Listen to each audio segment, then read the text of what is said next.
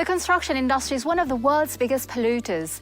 Join us as we explore creative solutions it's coming up with to save energy and lower carbon emissions on this episode of Sustainable Energy.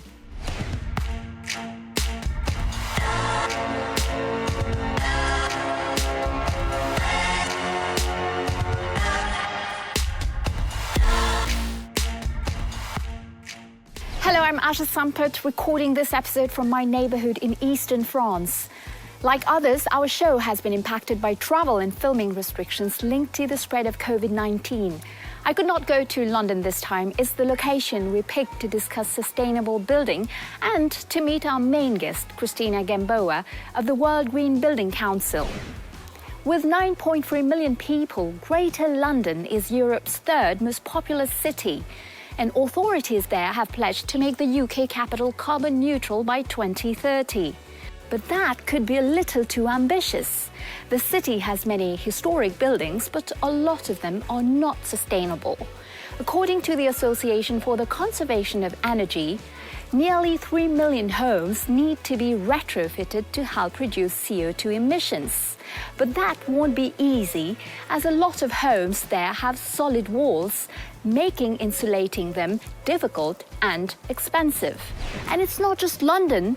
Retrofitting is a problem facing historic cities around the globe. So let's find out what foundations architects and policymakers are laying for our buildings to be carbon neutral. Coming up on this episode, we'll dig deep to find out why it's so important to get the construction industry to be greener. Then we take you to Bali, Indonesia, where locals are betting big on bamboo. We are using this material, so we are reducing other material that maybe need to produce with high energy. And we ask, would you live in a wooden skyscraper?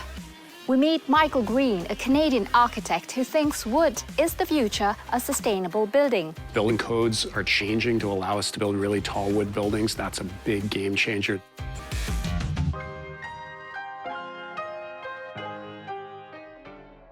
More people means more buildings, but the way we build is under greater scrutiny than ever before. A report from the Global Alliance for Buildings and Construction, the International Energy Agency and UN say decarbonizing buildings and the construction industry is critical to achieve commitments laid out by the Paris Agreement and the UN Sustainable Development Goals. So what will tomorrow's buildings look like? James, our roving reporter in London, will be discussing just that with Cristina Gamboa, CEO of the World Green Building Council. But first, let's get our facts straight as to why the construction industry needs to change. Building sustainably may no longer be an option, rather a necessity. That's because today buildings and the construction sector are responsible for nearly 40% of global final energy use and process-related CO2 emissions. In other words, it takes a lot of energy to heat, cool, light and maintain our buildings. And the process to build them in the first place is traditionally energy intensive. Did you know that concrete is the most commonly used human-made material on Earth? Producing cement, its main ingredient, causes around 8% of the world's total CO2 emissions. So, some intergovernmental agencies say the cement industry has to reduce its annual emissions by at least 16% by 2030. Waste is another big problem. Construction and demolition waste can represent up to 40% of solid waste produced in some cities. It's made of materials from excavation, roadwork and demolition, but also complex waste like plastics, metal, ceramic and cardboard. Construction has also caused some significant water and soil pollution incidents when debris, dirt, oil, paints and other harmful chemicals leaked into the environment. But a lot of construction materials can be recycled and reused. Some experts say that for any of this to happen, construction companies must be encouraged to separate waste on site and train their staff better. Of course, once constructed, ensuring that buildings are energy efficient is crucial. Energy demand in buildings has increased by 7% in just 8 years. So the 2019 Emissions Gap Report says we must reverse the trend by improving energy efficiency in buildings at a rate of 2 to 3% each year by 2025. There are things we can do, from using sustainable materials, better waste management, and using energy from renewable sources. The buildings of tomorrow could be very different from those today. Green roofs, urban agriculture and rainwater containment are all nature-based solutions that many world cities are turning to help them be more resilient and livable. But is there more that can be done? Let's find out from our expert, Cristina Gamboa, an advocate for energy-saving buildings and cities. James has more. Welcome to London's South Bank. You can see behind me the Palace of Westminster. It's currently undergoing a massive renovation project that's hopefully going to make it a little more energy efficient and generally bring it up to scratch. It's a project that could take in excess of a decade. Cristina Gamboa, welcome to Sustainable Energy, and particularly whilst we're filming in the middle of the COVID-19 pandemic. So obviously we're taking the relevant precautions. So Cristina, question, should we retrofit and renovate, or should we just knock it all down and start from scratch?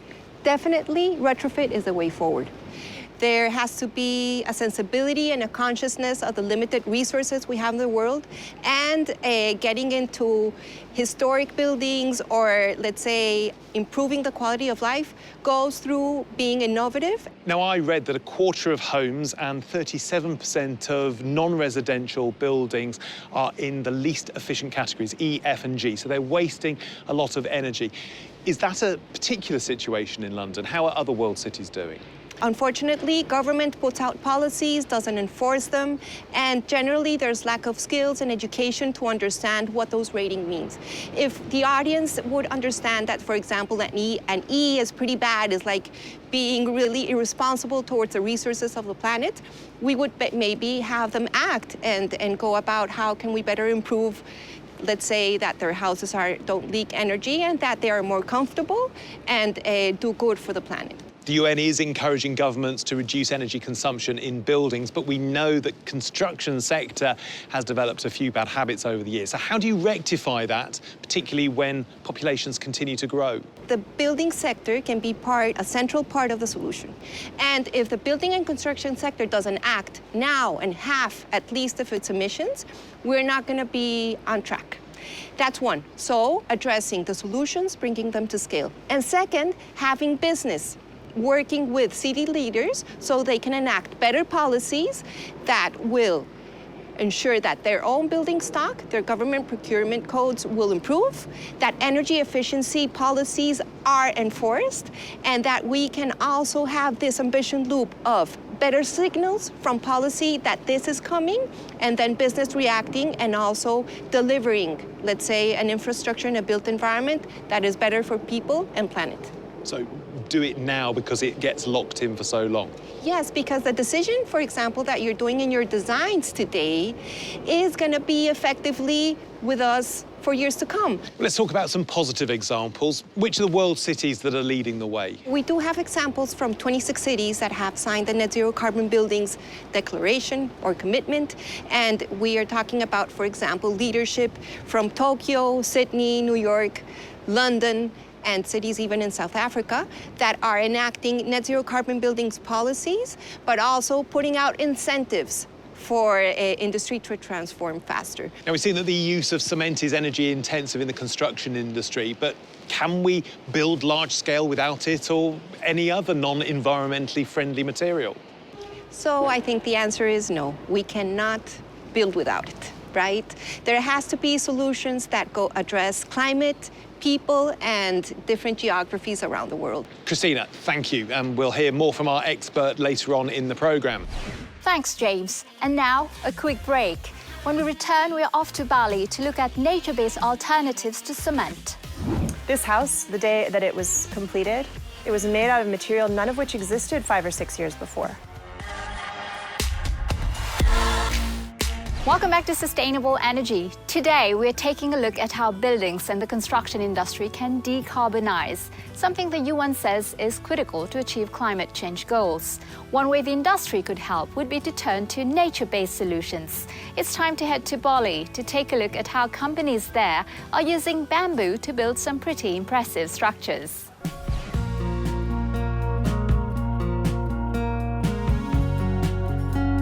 In this remote part of Bali, where jungle and rice fields meet, lies a place made of bamboo. It's called Greene Village. It feels wonderful to touch something that has texture. I love that the nodes are all irregular. It's just got a really natural and comfortable feeling. It's called Dendrocalamus asper niger, and it's a black version of the bamboo that we use in so many of our projects. It's quite rare. Alora Hardy's team designed all of the 18 houses here. This, she says, came as a natural evolution after she'd drawn the plans of the nearby Greene school, founded by her father. Both projects were built with bamboo, which is in fact a type of grass that grows easily and in large quantities on the island. In the forest, for a bamboo pole to mature, it takes 3 to 4 years. And on top of that, it's growing within a clump that's just sending up a new generation of shoots every year for decades. So there's no replanting. This house, the day that it was completed, it was made out of material none of which existed 5 or 6 years before. And only rainwater and sunlight and a lot of care of human hands to create it into this building could create a whole house. You know, it hasn't been chopped, it hasn't been cured, it hasn't been compressed. It is exactly how it was grown. And the houses are open, so you're letting nature in. And when you let nature in, then that changes the game on everything.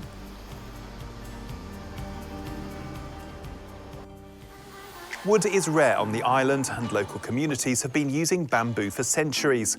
But just an hour's drive north of Greene Village, it's starting to run low. According to Global Forest Watch, Bali lost 16,000 acres of tree cover in primary forests between 2001 and 2018. A local environmental group, Bali Greene, is working on bamboo reforestation. This is the 3 stage, right? The same bamboo in 3 stage. This is very young one. This is not more than 2 weeks.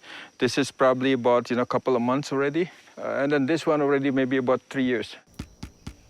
It's really depend on what you're going to use the bamboo for. If you're going to use bamboo for the strength, for building material, stuff like that, you would use this. But if you're going to use it for weaving, handicraft, need to be more flexible, and you take the younger one. Bali Greene has already replanted 30,000 bamboos. The team also shows the locals the best ways to harvest them. We're trying to tackle the 3 issues with bamboo. First is providing enough protection for the land. Usually the bamboo growing in the place like this. Most likely going to be landslide and stuff like that. So if we put the bamboo over here, they're protecting from there. And then bamboo also could be raising the water level. That's the ecological vision. And then we have the cultural vision, providing enough material so it could be helping the existence of the skill and culture of bamboo. And the last one, economic vision. There's a lot of money in bamboo. In 2012, Alora Hardy founded a design studio dedicated to bamboo buildings and furniture. It now employs 50 creative designers, architects and engineers. So how do they make this piece of lightweight material as strong and resistant as steel or cement? Our bamboo is treated already with a kind of boron solution. That is the process to release all the sugar content inside of bamboo, so the bugs doesn't want to eat that. We are using this material, so we are reducing other material that maybe need to produce with high energy consumption. There are 1,500 species of bamboo, some of which can thrive in temperatures of minus 30 degrees Celsius. It's also earthquake-proof.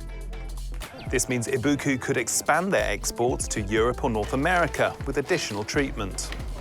And that Balinese know-how is already going global. Ibuku recently completed a project in South Africa. By working with craftsmanship, we're keeping those skills alive and enhancing them. And just putting a lot of the love of human hands into a project. So I'm proud of that. Bamboo housing is growing in popularity in Southeast Asia and Latin America. But a lack of experience of using bamboo to build homes and old construction codes could be why it's not been a popular building material in the Northern Hemisphere yet. Well, we're back with our expert, Cristina Gamboa, the CEO of the World Green Building Council. We should talk about energy demand. Obviously, somewhere like Bali, lovely and warm, certainly warmer than here in London. The International Energy Agency says that energy used for space cooling, so that's air conditioning and the like, rose 33% in the 8 years from 2010. So how can residential buildings reduce their energy demand? So, first and foremost, back to basics, that we remember the importance of passive design and getting natural ventilation in first and foremost, wherever possible. We even are seeing buildings put up in London that are addressing natural ventilation, so it can be done. In the future, there's going to be a revolution. Buildings are going to produce more energy than what they need, and we're going to be able to store it and share energy between buildings. What about existing buildings? How can landlords and owners of those be encouraged to make them more efficient? The key thing is to have information, because you can't manage if you don't have data. We do have, let's say, out there in the market, green loans, green mortgages, but we have to untap first. How are we going to improve? So we can demonstrate, let's say, the benefits, and then we can have other sorts of incentives to scale that up.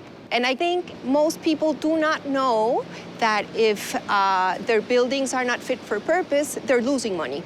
And that they can also contribute to climate action through improving the quality of how they use energy in their homes and reduce, of course, demand and support, let's say, this movement going forward. Cristina, thank you. Do stay with us, because when we return, we head to Canada to meet an architect who wants us to think differently about the way we build skyscrapers. The products we make are really big engineered products. They allow us to build really big buildings, in fact, skyscraper buildings. Welcome back to Sustainable Energy. In this episode, we are looking at how nature-based solutions can help the construction industry go greener on a larger scale. Let's head over to Vancouver, a Canadian city turning its green credentials into action, and where one architect is using repurposed wood to build skyscrapers. Let's find out why and how.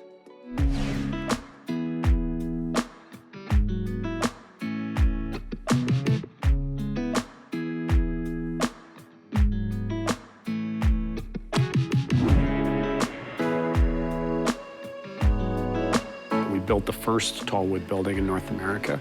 And since then, there's been others that have been built around the world. I'm Michael Greene. Our company's Michael Greene Architecture, and we also run a school called Design Build Research. You know, I guess I got into architecture because I loved making things, I loved building things, I loved the creativity of that, but I also loved the idea that through that I could be serving my community.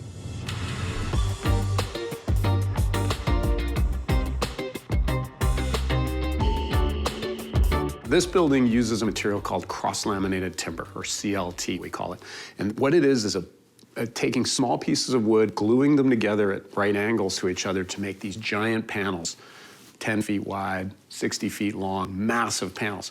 And what that does by making them so big is it allows us to tilt up and build this building very quickly, very efficiently, and very robustly, which is what we want to do. It's a building that we want to last for centuries. When we decided what we would wrap the wood with to protect it, because you need to protect it from weather, we decided it would be brick for this building. The products we make are really big engineered products. They allow us to build really big buildings, in fact, skyscraper buildings. But also that means that we can take small trees that maybe are damaged by the mountain pine beetle here in North America, which is a huge problem actually triggered by climate change, so trees that are dead or dying. Forestry is a complicated animal, and different parts of the world, in some places that it's not sustainable, we're not replanting at a fast rate. But when we get it right, meaning we're replanting, we can actually create a harmony where we're growing more trees, young trees are sequestering carbon faster than old trees, and we can actually create a cycle of planting trees and using wood that actually captures more carbon than if we just left the forest as a native forest. Ready? 1, 2, 3. In front of us is one of the great moments in Canada where you've got Canada geese crossing the street and everybody has to wait.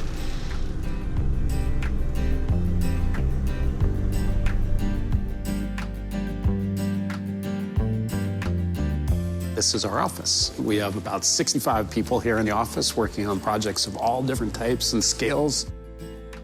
We have several projects for tall wood buildings in France and in Eastern Canada and the United States. Building codes are changing to allow us to build really tall wood buildings. That's a big game changer. The United States has changed its code. Canada's changed its code. Throughout Europe, they're changing the codes. China's changed the code. These are the things that we need to see happen in order for us to change the way we build and start to address this climate crisis that we're all ultimately in. Wood is an insulator as compared to steel and concrete, which are highly conductive materials. So it actually resists the amount of movement of heat, either from outside in a hot climate or from inside out in a cold climate.